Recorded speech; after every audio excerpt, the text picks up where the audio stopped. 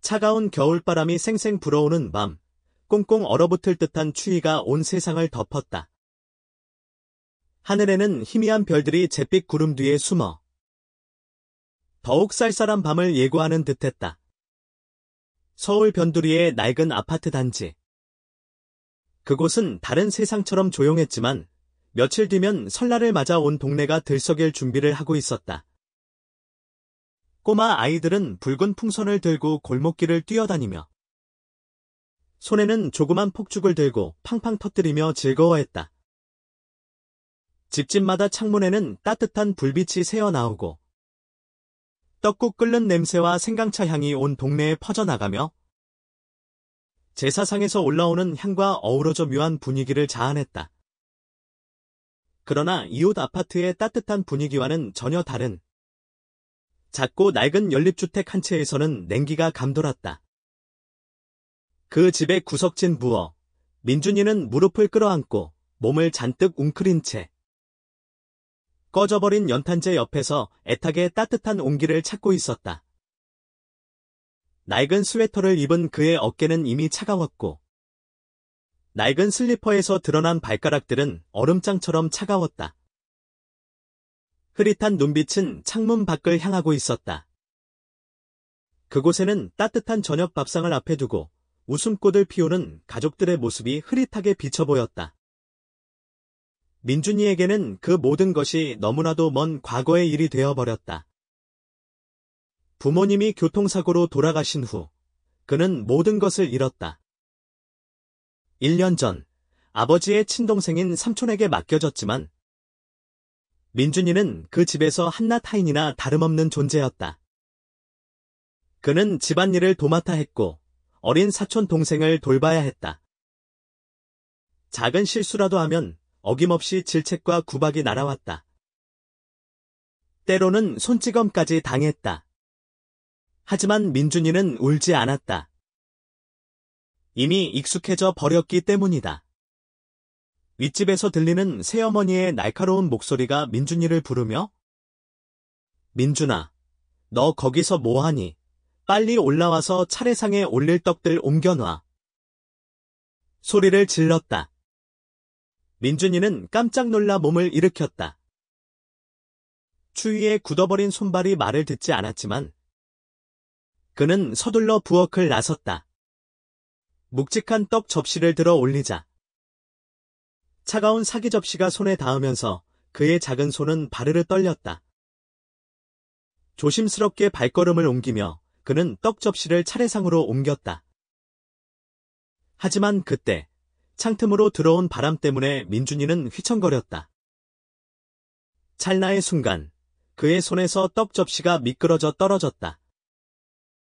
쨍그랑 소리와 함께 떡들은 마루에 널브러졌다. 갑자기 집안은 쥐 죽은 듯 고요해졌다. 새어머니는 눈을 부릅뜨고 민준이를 노려봤다. 그러고는 분노에 가득 찬 목소리로 쩌렁쩌렁 소리를 질렀다.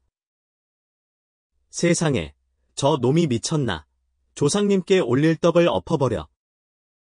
저런 망할 놈. 얼굴이 하얗게 질린 민준이는 얼른 바닥에 무릎을 꿇고 떡들을 주워 담았다. 잘못했어요. 죄송해요. 그가 채 말을 마치기도 전에 삼촌의 손찌검이 민준이의 뺨을 후려쳤다.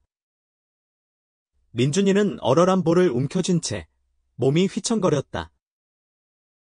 야, 이놈아, 이 떡들이 얼마나 소중한 건지 아냐.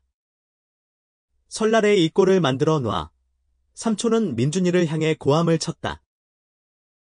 새어머니는 팔짱을 끼고 비아냥거리는 말투로 말했다.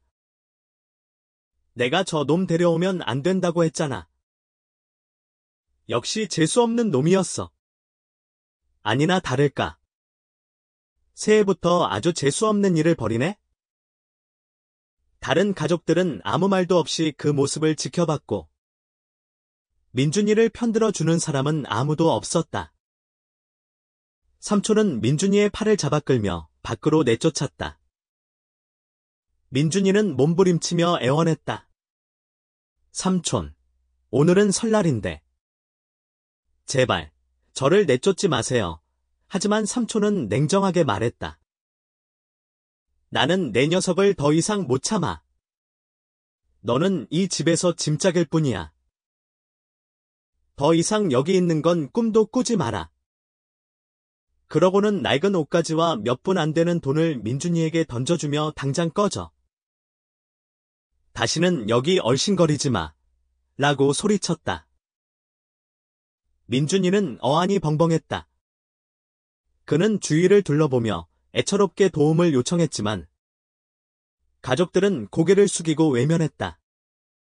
나무 대문이 쾅 닫히는 소리와 함께 찬바람이 순식간에 집 안으로 몰아닥쳤고 민준이의 살갗을 칼날처럼 파고들었다.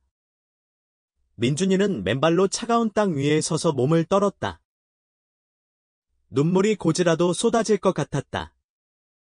멀리서 들려오는 폭죽 소리가 새로운 한 해가 시작되었음을 알려주고 있었지만 민준이에게는 고통스러운 여정의 시작일 뿐이었다. 그는 어디로 가야 할지 몰랐고 누가 그를 맞아줄지도 알 수 없었다. 하지만 그의 마음속에는 한 가지 생각만이 자리 잡고 있었다. 살아야 한다. 어떻게든 무슨 수를 써서라도 살아야 한다. 민준이는 차가운 밤거리에 서서 삼촌이 던져준 낡은 옷가지가 담긴 가방을 움켜쥐었다. 매서운 바람이 낡은 옷을 파고들어 그의 몸을 더욱 오싹하게 만들었다. 그는 문이 굳게 닫힌 집을 바라봤다. 잠시 전까지만 해도 그곳이 유일한 안식처였지만 민준이는 그곳이 진정한 그의 집이 아니었다는 것을 깨달았다. 멀리서 들려오는 폭죽 소리가 밤하늘을 붉게 물들였고 동네에는 웃음소리와 아이들의 뛰어노는 소리, 새해를 축복하는 소리들이 가득했지만 민준이는 그 모든 소리에서 더욱 고립감을 느꼈다. 그는 입술을 꽉 깨물고 눈물이 나오지 않도록 애썼다. 울어봤자 아무도 신경 쓰지 않을 것이기 때문이다. 민준이는 숨을 크게 들이마셨다. 그리고 그곳을 떠나기로 결심했다. 삼촌의 집 앞에서 계속 서 있을 수는 없었다. 다시는 삼촌에게 애원하지 않을 것이고 그 집은 이제 더 이상 그의 집이 아니라는 것을 그는 너무나 잘 알고 있었다. 하지만 어디로 가야 할까? 민준이의 작은 마을에는 몇 채 안 되는 집들이 있었고 혹시나 하는 마음에 다른 사람들에게 하룻밤만이라도 재워달라고 부탁해볼까 고민했지만 민준이는 아무도 그를 받아주지 않을 거라는 것을 알았다. 민준이는 어둠 속으로 걸어갔다. 차가운 흙길을 밟으며 그는 다음 목적지를 생각했다. 그가 갈 수 있는 곳은 더욱 번화한 시내. 그곳에서라면 그는 살아남을 기회를 얻을 수 있을 것이다. 그는 어깨에 가방을 걸치고 숨을 크게 들이마신 후 앞으로 나아갔다. 마을을 벗어나는 길은 칠흑같이 어두웠고 하늘에 있는 초승달만이 길을 안내하고 있었다. 그는 걷고 또 걸었다. 바람 소리와 그의 발소리만이 어둠 속을 울렸다. 차가운 바람이 그의 살갗을 애는 듯했고 발가락은 점점 감각을 잃어갔지만 그는 멈출 수 없었다. 만약 멈춰버린다면 다시 일어설 힘조차 남아있지 않을 것 같았다. 얼마나 걸었을까? 민준이는 발이 너무 아파서 길가에 있는 나무 아래에서 잠깐 쉬기로 했다. 그는 몸을 웅크리고 떨면서 몸을 녹였다. 배에서는 꼬르륵 소리가 났고 그는 저녁부터 아무것도 먹지 못해서 현기증이 났다. 눈을 감으면 엄마가 보였다. 엄마는 미소를 지으며 그를 품에 안았다. 민준아, 어서 집으로 가자. 여기는 너무 춥다. 민준이는 잠결에도 흐느꼈다. 눈을 뜨자. 날이 밝아 있었다. 그의 앞에는 먼지가 풀풀 날리는 길. 쌩쌩 달리는 차들, 그리고 낯선 사람들이 있었다. 그는 시내에 도착한 것이다. 배가 너무 고팠지만 그는 이대로 앉아 있을 수 없다는 것을 알았다. 그는 어떻게든 먹을 것을 찾아야 했다. 민준이는 눈에 꼬인 눈물을 닦고 새로운 세상으로 나아갔다. 그곳은 차갑고 거칠었지만 동시에 그의 생존을 위한 유일한 기회의 땅이었다. 그는 붉은 흙길을 따라 시내 중심으로 나아갔다. 배에서는 계속해서 꼬르륵 소리가 났고 머리는 어지러웠다. 밤새도록 추위에 떨었던 그의 발은 이미 감각을 잃은 상태였다. 해는 슬슬 떠올랐지만 그에게는 밤의 여운만이 남아있을 뿐이었다. 길가의 식당에서 나는 구수한 냄새가 그의 코를 자극했다. 빵을 파는 아저씨와 뜨거운 국밥을 파는 할머니의 소리가 그의 귓가에 들려왔고 그는 더욱 허기를 느꼈다. 민준이는 침을 삼키며 주변을 둘러봤다. 뭔가 얻어먹을 만한 곳은 없을까? 그는 노숙자 몇 명이 처마 밑에서 웅크리고 자는 것을 봤다. 판지를 덮고 자는 사람, 웅크리고 앉아있는 사람. 모두 넋이 나간 모습이었다. 민준이는 만약 지금 당장 무언가를 하지 않으면 그들처럼 될 것이라는 것을 알았다. 그는 숨을 크게 들이쉬고 용기를 내어 한 식당으로 들어갔다. 그곳은 작은 국밥집이었다. 길모퉁이에 자리 잡은 초라한 가게였지만 뜨거운 육수에서 피어나는 김과 구수한 냄새는 발길을 멈추게 했다. 아침 일찍 손님들이 빠져나간 가게 안에는 몇몇 손님들만이 남아 식사를 하고 있었고 주인 아저씨는 설거지를 하고 있었다. 그는 낡은 스웨터를 입고 있었지만 눈빛은 예리하고 강렬했다. 그는 이 동네에서 오래된 국밥집을 운영하고 있는 박씨 아저씨였다. 민준이는 망설이다가 용기를 내어 가게 안으로 들어갔다. 두려움에 굳어버린 손으로 옷자락을 꼭 쥔 채 작은 목소리로 물었다. 아저씨, 혹시 국밥 한 그릇만 주실 수 있나요? 설거지라도 할게요. 아니면 뭐든 할 수 있어요. 제발, 뭐라도 먹고 싶어요. 박씨 아저씨는 하던 일을 멈추고 민준이를 바라봤다. 그의 눈빛에는 다른 사람들이 보여준 경멸이 아닌 안쓰러움과 호기심이 묻어났다. 너 이름이 뭐냐? 그가 물었다. 그의 목소리는 낮지만 차갑지는 않았다. 민준이는 제 이름은 민준이에요. 라고 대답했다. 박씨 아저씨는 너는 왜 혼자 다니냐? 라고 물었다. 민준이는 고개를 숙이고 아무런 대답도 하지 못했다. 그는 불쌍한 모습으로 동정을 구하고 싶지 않았지만 박씨 아저씨의 진지한 눈빛은 그가 거짓말을 할 수 없게 만들었다. 민준이는 집이 없어요. 어젯밤에 쫓겨났어요. 오라고 말했다. 박씨 아저씨는 말없이 민준이를 바라봤다. 그는 아무 말 없이 국밥 한 그릇을 떠서 식탁 위에 놓았다. 일단 먹고 이야기하자. 민준이는 믿을 수 없었다. 그는 허둥지둥 식탁에 앉아서 국밥을 받아 들었다. 뽀얀 국물, 얇게 썰어진 고기, 뜨거운 김이 그의 얼어붙은 몸을 녹였다. 그는 허겁지겁 국물을 마셨다. 따뜻한 국물이 그의 목을 타고 내려가자 민준이는 참았던 눈물을 터뜨렸다. 그는 슬퍼서 우는 것이 아니었다. 그에게는 기회가 왔다는 것을 알았기 때문에 안도감에 눈물을 흘렸다. 민준이는 국밥을 다 먹은 후 서둘러 부엌으로 가서 그릇들을 씻기 시작했다.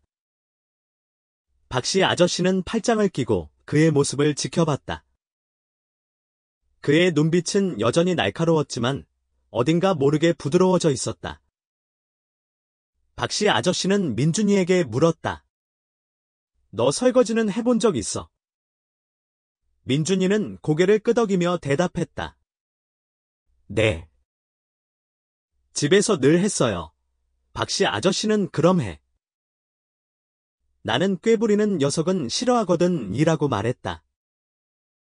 민준이는 묵묵히 그릇을 씻기 시작했다. 그는 손이 얼어붙을 듯 차가웠지만 할 수 있는 한 열심히 그릇들을 닦았다. 박씨 아저씨는 그의 모습을 한참 동안 바라봤다. 그리고 고개를 끄덕이며 잘했다. 여기서 일하고 싶으면 여기서 지내도 괜찮아. 내가 너를 거저 먹여 살리지는 않겠지만 내가 열심히 일하면 따뜻한 밥을 주고 따뜻한 잠자리를 주마오라고 말했다. 민준이는 믿기지 않았다. 그는 고개를 들어 박씨 아저씨를 바라봤다. 그의 눈에는 감사함이 가득했다. 민준이는 저는 뭐든지 다 할 수 있어요. 힘들다고 투정 부리지도 않아요. 라고 말했다. 박씨 아저씨는 대답 없이 등을 돌려 안으로 들어갔다. 하지만 들어가기 전에 그는 한마디를 던졌다. 노력하는 사람은 어디든 살아남을 수 있어. 나를 실망시키지 않도록 노력해라. 그날부터 민준이는 국밥집에서 일하게 되었다. 낮에는 설거지를 하고, 청소를 하고, 야채를 다듬고, 밥상을 정리했다. 밤에는 박씨 아저씨가 마련해준 부엌 한쪽에서 잠을 잤다. 일은 고되고 힘들었지만 민준이는 불평하지 않았다. 그는 자신에게 찾아온 행운에 감사했다. 적어도 그에게는 따뜻한 지붕과 밥, 그리고 인간적인 존중이 있었기 때문이다. 매일 아침, 민준이는 남들보다 일찍 일어나 가게를 청소하고 고기를 써는 법을 배우고 육수를 따르는 방법을 익혔다. 점점 박씨 아저씨는 민준이를 단순한 하인이 아닌 진정한 직원으로 대하기 시작했다. 그리고 바로 이곳에서 민준이는 평생 그에게 큰 영향을 줄 은퇴한 교사 안씨 할아버지를 만나게 되었다. 하지만 민준이는 아직 알지 못했다. 이 순간이 더 험난하고 긴 여정의 시작일 뿐이라는 것을.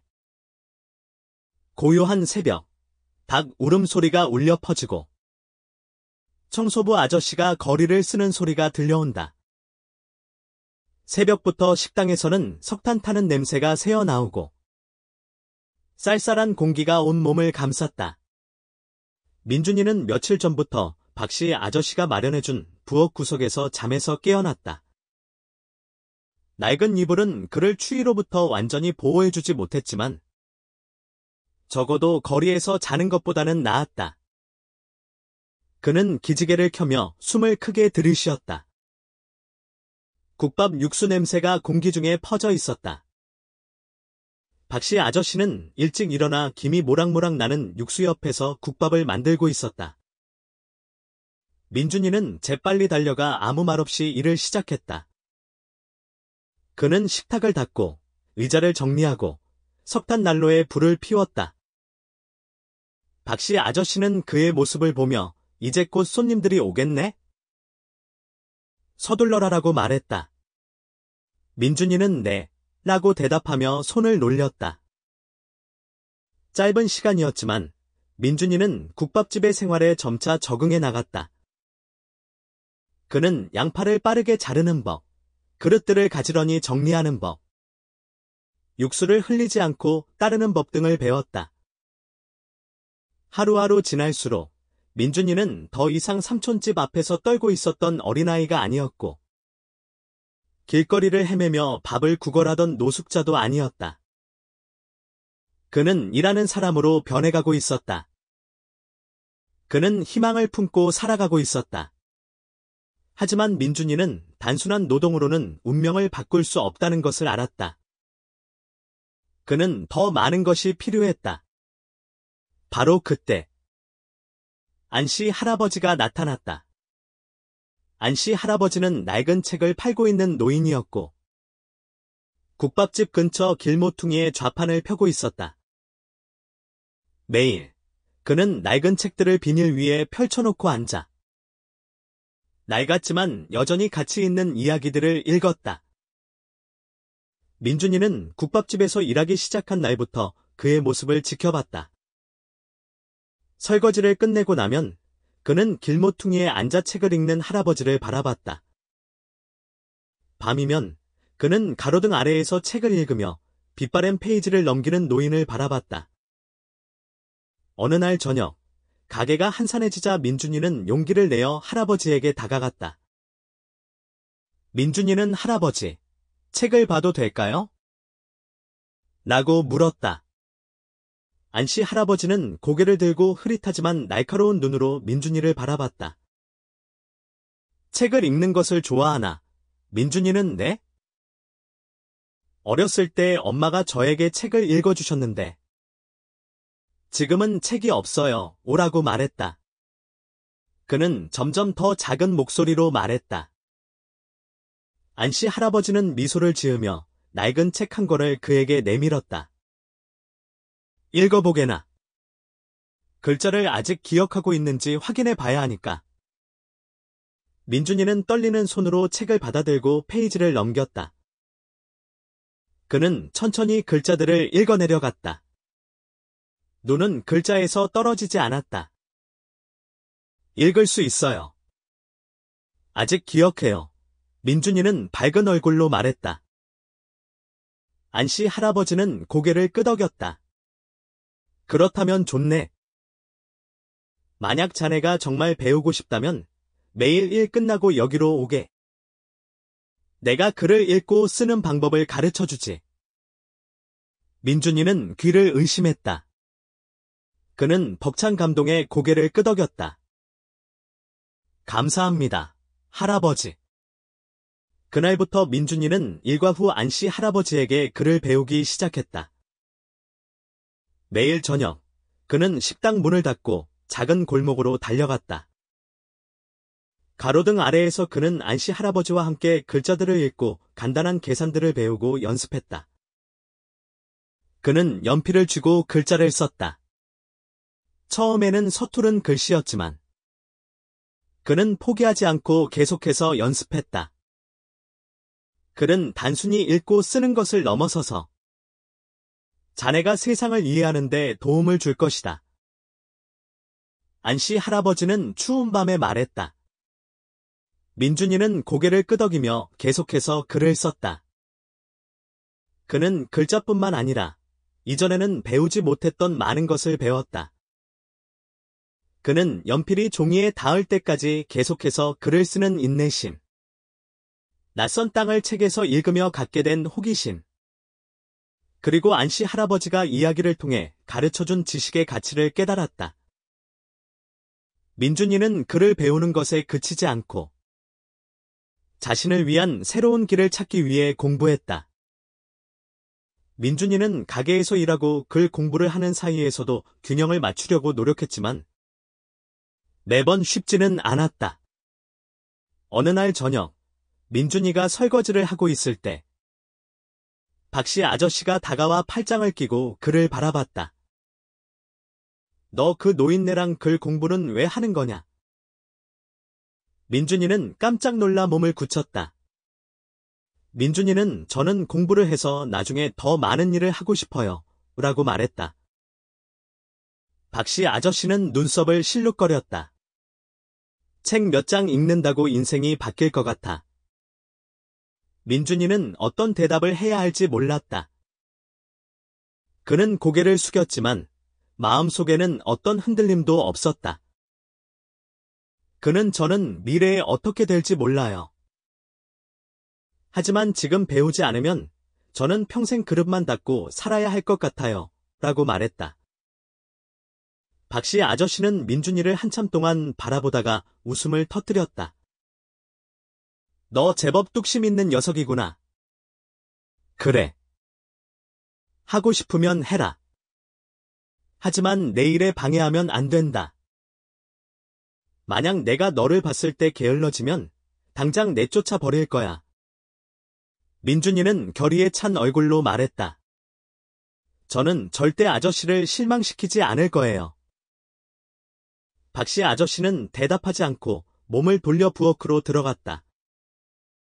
하지만 그는 가기 전에 이런 말을 남겼다. 노력하는 사람은 어디서든 살 길을 찾아. 날 실망시키지 않도록 해. 그날 이후 민준이는 국밥집에서 열심히 일했고 또한 안씨 할아버지에게 배우는 것을 게을리하지 않았다. 그는 읽는 속도가 빨라졌고 글씨도 점점 나아졌으며 계산하는 능력까지 키웠다. 그리고 민준이는 이 모든 지식을 통해 언젠가 현실의 어둠에서 벗어날 기회를 찾을 수 있다는 희망을 품게 되었다. 바로 그때 그를 진정한 어둠에서 벗어나게 해줄 한 사람이 민준이 앞에 나타났다. 하지만 민준이는 아직 알지 못했다. 이 이야기가 더 길고 험난한 과정을 거쳐야 한다는 것을. 어느덧 시간이 흘러 국밥집에서 일하고 안씨 할아버지에게 글을 배우는 일상이 반복되었다. 민준이는 새로운 생활에 익숙해졌지만 마음속으로는 단순한 일상에서 벗어나 더 큰 꿈을 꾸고 있었다. 그는 안정적인 미래를 원했고 진정으로 자립할 수 있는 직업을 원했다. 그러던 어느 날 민준이에게 예상치 못한 기회가 찾아왔다. 어느 일요일 아침 국밥집은 평소보다 북적였다. 민준이는 테이블 사이를 뛰어다니며 설거지를 하고 그릇을 나르고 있었다. 그때 중년 남자가 가게 안으로 들어왔다. 그는 작업복 차림이었지만 깔끔했고 머리에는 하얀 서리가 내린 듯했지만 눈빛은 날카롭고 따뜻했다. 그는 자리에 앉아 국밥 한 그릇을 시켰고 조용히 주변을 둘러봤다. 민준이는 그 남자를 봤지만 그는 곧 쉴 새 없이 밀려드는 일 때문에 그를 잊었다. 식사를 마친 남자는 신문을 펼쳐 읽기 시작했다. 민준이는 옆 테이블에서 신문을 보다가 신문 속 글자를 읽어보았다. 남자는 갑자기 민준이에게 말을 걸었다. 신문 읽을 줄 아나? 민준이는 깜짝 놀라 고개를 숙였다. 네, 조금 읽을 줄 알아요. 그 남자는 신문을 접고 민준이를 바라보았다. 그는 국밥집에서 일하는 아이가 그를 안다니? 누가 가르쳐줬니? 라고 물었다. 민준이는 길모퉁이에 계시는 안씨 할아버지가 가르쳐주셨어요. 라고 대답했다. 남자는 고개를 끄덕이며 혹시 배우고 싶은 기술 같은 게 있니? 라고 물었다. 이 말에 민준이는 숨을 멈췄다. 그는 희망과 동시에 의심을 품은 눈으로 그 남자를 바라봤다. 제가 할 수 있을까요? 남자는 미소를 지으며 내 이름은 박복이고 전자제품 수리점을 운영한다. 배우고 싶다면 내가 가르쳐줄 수 있어 라고 말했다. 민준이는 눈을 크게 떴다. 그는 그의 인생에 이런 기회가 찾아올 것이라고는 생각조차 못했다. 그러나 동시에 그는 걱정을 했다. 저는 여기서 일해야 하고 배울 돈도 없어요. 박복 씨는 손을 저으며 돈 걱정은 하지 마라. 기술은 돈 주고 배울 수 있는 것이 아니지만 열심히 하면 내가 가르쳐 줄 수 있다. 낮에는 가게에서 일하고 밤에는 내가 가르쳐 줄 테니 어떻게 할래? 라고 말했다. 민준이는 가슴이 두근거렸다. 이 기회는 그가 늘 꿈꿔왔던 것이었다. 하지만 과연 그가 잘할 수 있을까? 그는 박씨 아저씨를 바라보며 그의 의견을 묻고 싶었다. 박씨 아저씨는 찻잔을 들고 가만히 그의 모습을 지켜봤다. 그리고 내가 결정해라. 나는 널 붙잡지 않을 테니? 하지만 무엇을 하든 진지하게 해야 한다. 라고 말했다. 민준이는 주먹을 쥐었다. 그는 더 이상 고민하지 않았다. 그리고 박복 씨에게 고개를 숙였다. 배우고 싶어요. 열심히 노력할게요. 박복 씨는 고개를 끄덕였다. 좋아. 그럼 내일 우리 수리점으로 오도록 해. 정각에 와야 한다. 민준이는 심장이 요동치는 것을 느꼈다. 그는 그의 인생이 완전히 바뀌는 순간을 느끼고 있었다.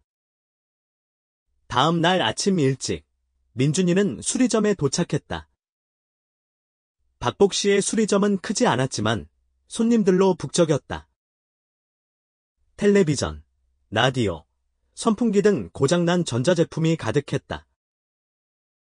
직원들은 분주하게 일을 하고 있었다. 박복 씨는 민준이를 직원들에게 소개했다. 이 친구는 민준이다. 앞으로 여기에서 기술을 배울 친구니 잘 지도해주게. 직원들은 민준이를 흘끔 쳐다봤다. 몇몇은 어색하게 인사를 했지만 몇몇은 의심하는 눈빛이었다. 그들은 국밥집에서 일하던 아이가 수리점에서 무엇을 할 수 있을지 의심하고 있었다. 민준이는 첫날부터 기술을 배우는 것이 결코 쉬운 일이 아니라는 것을 깨달았다. 그는 간단한 심부름과 도구 정리 임무를 받았지만 그 일에도 규칙이 있었다. 드라이버, 니퍼. 납땜기는 정확한 위치에 있어야 했고 전선은 깔끔하게 감겨져 있어야 하며 부품은 뒤섞이지 않아야 했다. 만약 민준이가 실수를 하면 그는 즉시 질책을 받았다. 아, 너 지금 뭐 하는 거야? 부품 다 망가뜨리겠네. 한 직원이 민준이가 작은 부품을 떨어뜨리자 소리쳤다. 민준이는 서둘러 사과하고 부품을 주워 담았다. 그는 긴장감에 휩싸였다. 그는 일하는 동안 쉴 새 없이 주의를 기울였다. 일과가 끝나자 민준이는 녹초가 되었다. 하지만 그는 불평하지 않았다. 그는 기술을 배우기 위해서는 이 모든 어려움을 견뎌내야 한다는 것을 알고 있었다. 3일 후, 박복 씨는 민준이에게 더 어려운 일을 시켰다. 낡은 라디오를 수리하라는 임무였다. 민준이는 조심스럽게 박복 씨의 지시에 따랐지만 너무 긴장한 탓에 중요한 전선을 끊어버렸다.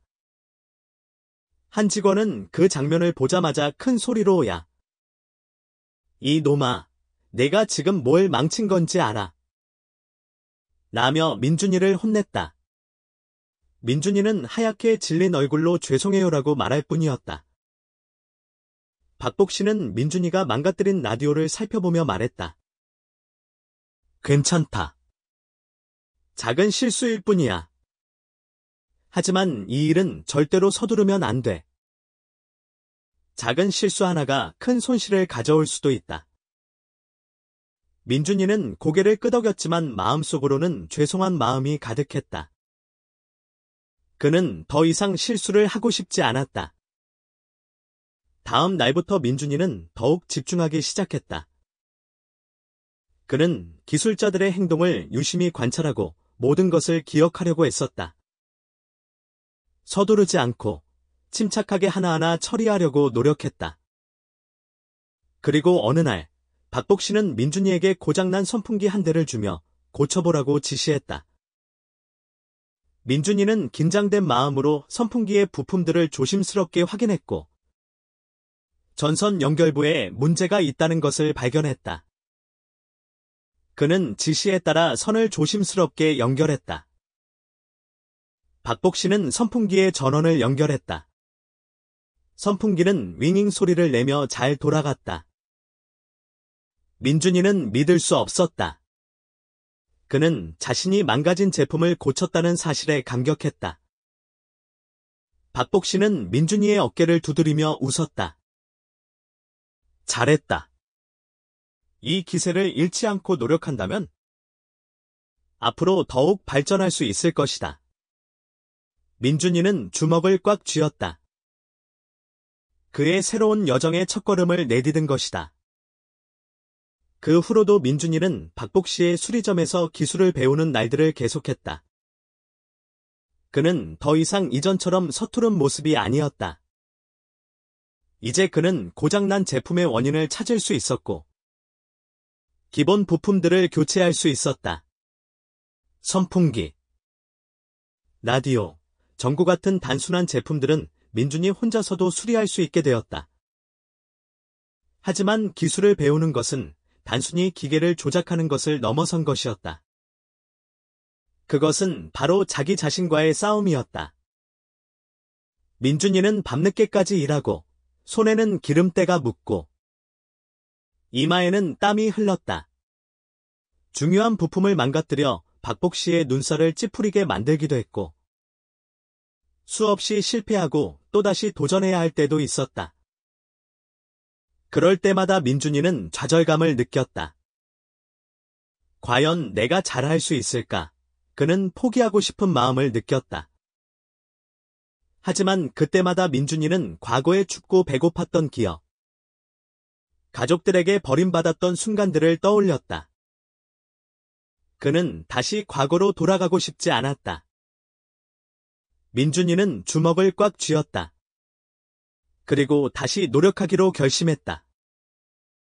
어느 날, 박복 씨는 민준이를 사무실로 불러 이야기를 했다. 네가 여기서 일한 지도 벌써 1년이 다 되었구나. 민준이는 고개를 끄덕였다. 좋아. 내게 제안 하나가 있다. 민준이는 숨을 죽이고 그의 말을 기다렸다. 네가 원한다면 너를 정식 직원으로 채용할 수 있어. 월급도 주고 책임도 커질 것이다. 민준이는 어안이 벙벙했다. 그는 그가 이렇게 빨리 이곳까지 오게 될 줄은 상상도 못했다. 가족들에게 버림받고 아무것도 없었던 그에게 이제는 안정적인 직장과 월급이 보장된 것이다. 하지만 민준이의 마음속에는 다른 갈망이 있었다. 그는 자신의 주인이 되고 싶었다. 그는 자신이 만든 공간을 가지고 싶었다. 그는 자신의 수리점을 열고 싶었다. 그는 고개를 들고 단호하게 말했다. 감사합니다. 사장님. 하지만 저는 제 실력을 시험해보고 싶어요. 저만의 수리점을 열어보고 싶어요. 박복 씨는 민준이를 한참 동안 바라보았다. 그리고 웃으면서 말했다. 네가 그렇게 말할 줄 알았다. 너는 정말 야심 있는 녀석이야. 민준이는 저도 힘들다는 것을 알아요. 하지만 해보고 싶어요. 오라고 말했다. 박복 씨는 잠시 생각하더니 고개를 끄덕였다. 좋아. 네가 원한다면 내가 도와주지. 민준이는 놀란 눈으로 박복 씨를 바라봤다. 하지만 저는 돈을 받을 수 없어요.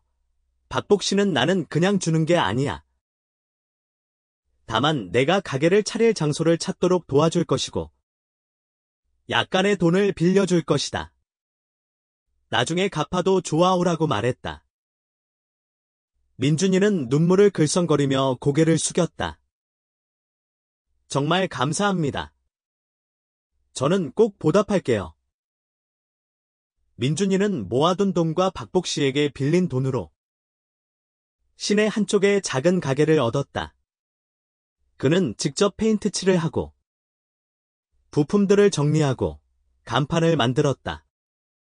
그 간판에는 민준 수리점, 모든 전자제품 수리합니다라고 적혀 있었다. 민준이는 간판을 보면서 심장이 두근거리는 것을 느꼈다. 이것은 그의 새로운 시작이었다. 하지만 가게를 여는 것은 가장 어려운 일이 아니었다. 가장 어려운 일은 바로 손님을 찾는 일이었다. 가게를 연 첫날부터 그는 하루 종일 앉아 있었지만 아무도 수리를 맡기러 오지 않았다. 사람들은 그의 가게를 쳐다보았지만 그냥 지나칠 뿐이었다. 몇몇 이웃 주민들은 수군거렸다. 저 어린 놈이 뭘 고칠 수 있겠어. 가게 연지 얼마나 됐다고. 누가 저기다 수리 맡기겠어. 민준이는 그들의 말을 다 들었지만 낙심하지 않았다. 그는 해결책을 찾으려고 노력했다. 다음 날, 그는 근처 가게들을 돌며 고장난 전자제품을 찾았다. 그는 주인들에게 다가가 사장님, 혹시 고장난 제품 있으세요? 제가 무료로 고쳐드릴게요. 오라고 말했다. 처음에는 다들 꺼려했지만 몇몇 가게 주인들은 그냥 한번 맡겨보기로 했다. 민준이는 밤낮으로 쉴 새 없이 고장난 라디오와 선풍기를 수리했다. 얼마 후, 기적이 일어났다. 한 손님이 수리 맡긴 선풍기가 잘 돌아가자 다른 사람들에게 민준의 가게를 소개하기 시작했다. 입소문을 타면서 민준의 작은 가게는 점점 북적이기 시작했다. 하루에 1명에서 2명, 3명으로 손님은 늘어났고 단 2개월 만에 민준이는 상당한 단골 손님들을 확보할 수 있었다. 사람들은 저렴한 가격과 뛰어난 수리 실력에 감동했고 민준이의 친절함에 반했다. 어느 날, 한 남자가 망가진 텔레비전 한 대를 가지고 가게를 찾아왔다. 다른 곳에서는 다 포기하라고 했는데 한번 고쳐봐 줘요. 민준이는 텔레비전의 전기 회로를 확인하며 예전에 박복 씨에게 배운 것을 떠올렸다. 민준이는 1년 전 제가 여기서 내쫓겼을 때는 이렇게 많은 분들이 와주실 줄 몰랐어요. 라고 말했다. 그는 마음속 깊이 울려오는 감동과 감사를 느끼며 이제 자신의 이야기를 해줄 때가 왔다는 것을 알았다. 그는 모두를 바라보며 자신의 과거와 현재를 이야기하기 시작했다. 한때는 절망 속에 있었지만 지금은 희망을 찾은 한 소년의 이야기.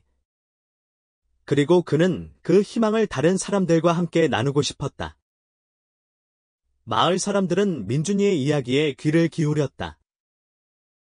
그의 고난과 역경, 그리고 그것들을 이겨내고 자신의 길을 개척해온 이야기는 모두에게 감동을 선사했다. 폭죽 소리가 점점 커지는 가운데 민준이는 자신의 삶을 돌아보며 그동안 자신이 무엇을 위해 싸워왔는지 깨달았다. 그는 자신과 같은 처지에 있는 아이들을 돕고 싶었고 희망을 주고 싶었다. 민준이는 저는 여러분을 실망시키지 않을 거예요. 저와 함께 더 나은 미래를 만들어 나가요. 라고 말했다. 모든 사람들은 환호했다. 모두가 민준이를 응원했다. 자정이 되자 마을에는 폭죽 소리가 요란하게 울려 퍼졌다. 아이들은 폭죽을 터뜨리며 즐거워했고 어른들은 따뜻한 차를 마시며 이야기를 나눴다. 민준이는 폭죽을 보며 따뜻한 미소를 지었다. 그는 이제 더 이상 혼자가 아니었다. 그는 진정으로 소중한 것을 찾았다. 그것은 성공도, 돈도 아니었다. 바로 사람들과의 관계, 그리고 함께하는 희망이었다. 며칠 후, 민준이는 안씨 할아버지를 찾아갔다. 안씨 할아버지는 여전히 길모퉁이에 앉아 책을 읽고 있었다. 민준이는 할아버지에게 지난 이야기를 전해주었고, 할아버지는 민준이를 따뜻하게 바라보았다. 안씨 할아버지는 자네는 이미 내가 가르쳐준 모든 것을 뛰어넘었네. 스스로의 빛을 찾았으니 이제 마음껏 빛내게나 라고 말했다. 민준이는 할아버지에게 깊이 감사하며 다시 그의 길을 걸어갔다. 겨울이 지나고 봄이 찾아왔다. 민준이의 수리점은 여전히 바빴고 그는 아이들을 가르치는 일도 게을리하지 않았다. 박씨 아저씨는 민준이를 돕기 위해 여러 번 가게를 찾아왔고 그럴 때마다 함께 식사를 하고 이야기를 나누며 끈끈한 관계를 이어갔다. 민준이는 자신이 받은 사랑을 다시 세상에 나누어 주고 싶었다. 그는 가난하고 힘든 아이들에게 희망을 주고 싶었다. 그래서 그는 더욱더 열심히 살았다. 민준이가 어렸을 때 그는 세상으로부터 버려졌다고 생각했다. 하지만 그는 이제 깨달았다. 세상은 그에게 기회를 주지 않은 것이 아니라 그 기회를 잡을 수 있는 힘을 주었다는 것을. 그 모든 시련들이 그를 더욱 강하게 만들었다는 것을. 민준이는 어둠을 통해 빛을 찾았고 절망을 통해 희망을 찾았다. 이제 그는 더 이상 과거에 얽매이지 않았다. 그는 밝게 빛나는 자신의 미래를 향해 나아갈 준비를 마쳤다. 그리고 그가 가는 곳마다 새로운 이야기가 시작될 것이다. 어느덧 시간이 흘러 5년이 지난 후 민준이는 전국에서 유명한 수리점의 사장이 되었다. 그는 사업을 성공적으로 확장했을 뿐만 아니라 가난한 아이들에게 무료로 기술을 가르치는 데에도 헌신했다. 하지만 그는 여전히 초심을 잃지 않았고 겸손하고 따뜻한 마음으로 모든 사람들을 대했다. 민준이의 수리점은 지역 사회의 중심이 되었고 그는 단순히 기술자가 아닌 희망의 상징이 되었다. 매년 설날, 민준이는 여전히 마을에서 아이들과 함께 시간을 보냈다. 폭죽 소리가 울려 퍼지는 가운데 아이들은 웃으며 뛰어놀고 민준이는 흐뭇하게 그들을 바라봤다.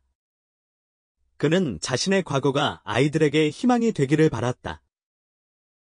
그리고 자신이 받은 사랑을 돌려주며 더 밝은 세상을 만들어 나가려고 했다. 한 아이가 그에게 다가와 물었다. 선생님. 선생님은 예전에 정말 힘들게 살았다고 하셨는데 지금은 왜 이렇게 행복해 보여요? 민준이는 웃으며 아이의 머리를 쓰다듬었다. 얘야, 행복은 먼 곳에 있는 것이 아니야. 내가 가진 모든 것에 감사하고 다른 사람들을 도우면서 함께 살아가는 것이 바로 행복이란다. 민준이는 희망을 심어주기 위해 노력했다.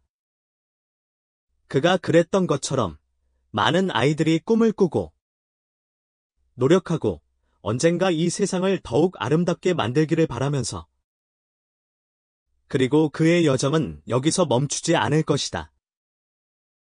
그가 존재하는 한 새로운 희망의 이야기는 계속해서 쓰일 것이다.